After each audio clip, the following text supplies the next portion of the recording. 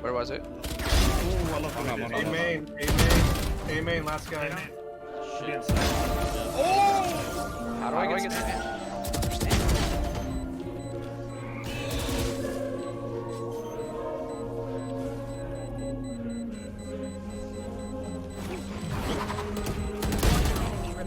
Good job. Oh my god.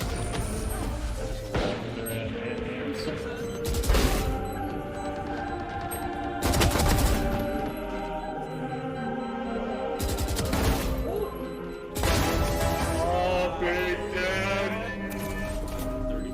The big iron is back.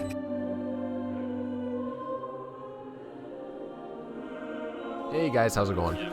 Alright, let's catch up with Dazed in Valorant here. You can see this is like a charity tournament that they did, so they streamed it and there was some really good content that came out of it. One of my favorite parts about like streamers actually kind of showing real games when they play them is you get the full comms, you get all the strat calling, you kind of get the banter between all the players. You can see the players here in this. He's playing against a real team. Like Envy is one of the best Valorant teams in North America, and Dazed doesn't have his full T1 team, but he's got Skadoodle, Nothing, Sean Gares, and Mo.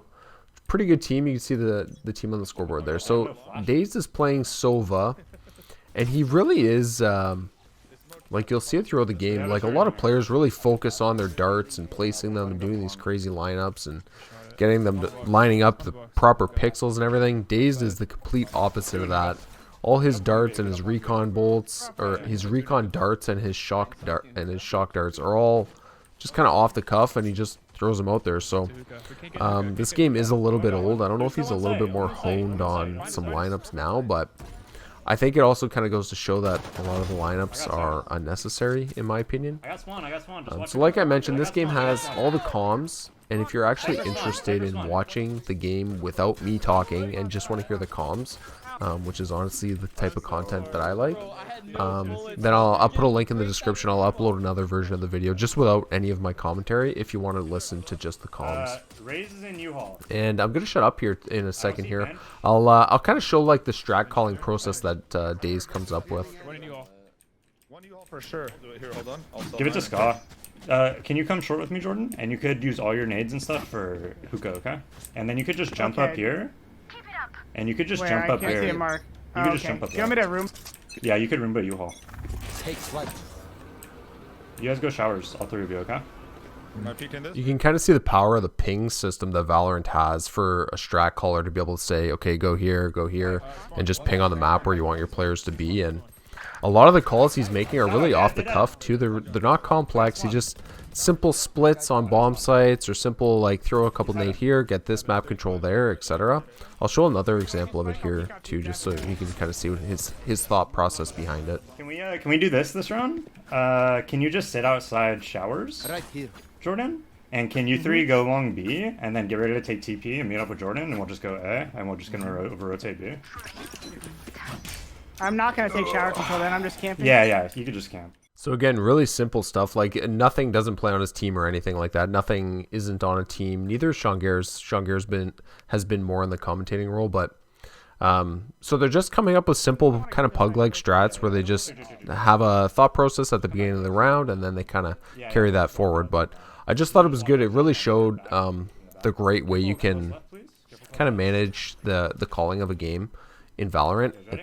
Here's another example of his really easy darts. See? Just load it up, throw it against the back wall, and that's good enough. You see a lot of like Sova guides, and they want you to do 3 different bounces off of this wall, and etc. It's just like, holy fuck, guys, relax with the lineups. Just throw it off the back wall and take the site. You know what I mean? More simple shock darts. So this charity event had like fun rounds, and this was one of them. I just threw it in, but it was like an all scouts round, or martial in the case of Valorant. So anyways, they had ones where the players would line up back to back, and then they had to step forward for 10 steps or something, and then turn around and shoot each other as fast as they could, kind of like a duel or whatever. Anyways, it was really fun, and I'll try and find the VOD link and link that in the description as well, just so you can check out Dazed's his stream, and if you want to see the VOD of the game, you know what I mean. So Valorant has a lot of these you get really religious at clearing these angles. See, like that box there, you can get up there with a sage wall, or Jet can be up on that box. And that was one of the things that I struggled with a little bit at the start of Valorant.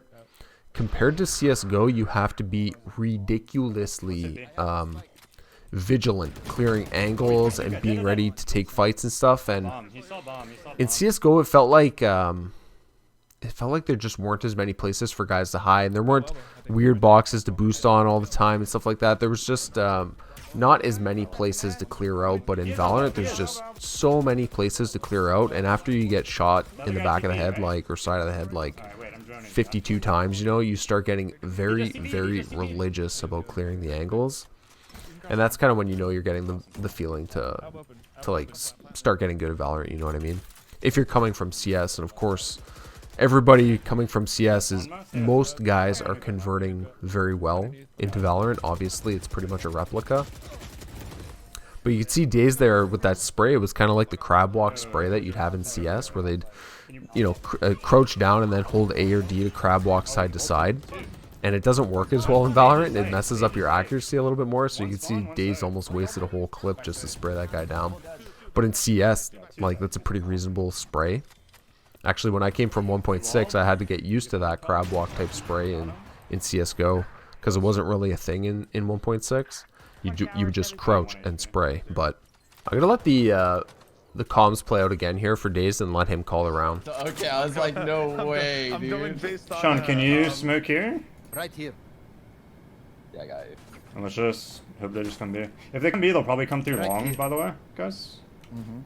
Or should we play, like, if I play hookah, maybe Sean play passer? Or? We should have one guy under here to take contact, and then I'll peek backside. Probably will work well. Alright, Sean, you stay under hookah then after. This like 4-man setup that they're doing here on B is a little unique, but you can see that they're getting aggressive off of it. They're not just sitting 4 guys in the bomb site to see what happens. They're going to push right through. And they push through, they don't see anyone, so they instantly rotate off to A. And I feel like Valorant has a lot more strategic fluidity, you know, like that type of strat would be pretty unusual to see in CSGO, but you see that in pro games in Valorant. I'm not sure, honestly, if that's a good thing or a bad thing. I think it's just one of the small differences that kind of showed up in Valorant. I don't know why. I find a lot of the Overwatch players brought in a lot more aggression than CS players had, and maybe that's kind of worn off on the CS players a little bit.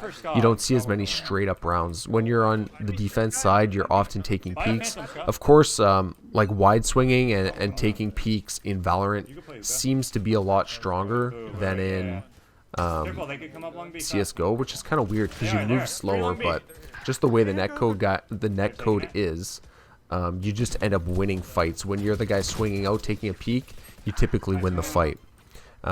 It's kind of true in CSGO as well, but you just don't see as much CT-sided aggression in CSGO as you do in Valorant. That is for certain. Dazed gets a little sneaky beaky here with the smoke, and it works out for him.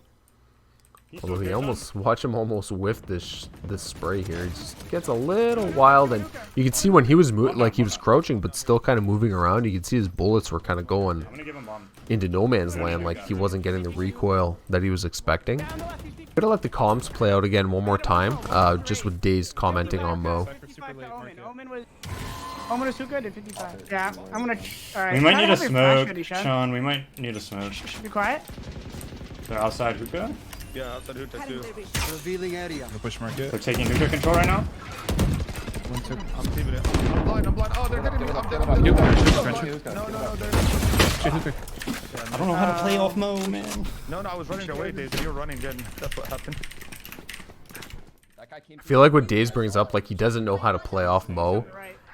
That's so true for all pugs, right? Like Mo was in hookah, so Dazed goes in and he's trying to help him as a teammate to play off of his shots, and then Mo starts retreating. So Dazed kind of retreats, and then Mo turns around like he's gonna fight again. So Dazed turns around like he's gonna fight again, and then Mo fucks off again. It was just like Mo's indecision made it impossible for Dazed to be an effective teammate there.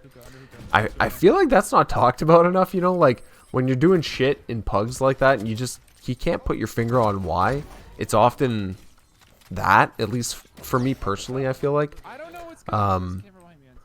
Sometimes you just don't mesh with the people that you're playing with. And I know Pugs, you know, you typically play more for yourself and everything, but it helps when your teammates are a little bit predictable and you can set up a contact play or you can set up a crossfire somewhere. But if they're completely unpredictable and they just leave you hanging out to dry and you can't do fuck all about it, you get the situation that Dazed just had where they both get fucked up in hookah and they have no kills to show for it, you know what I mean?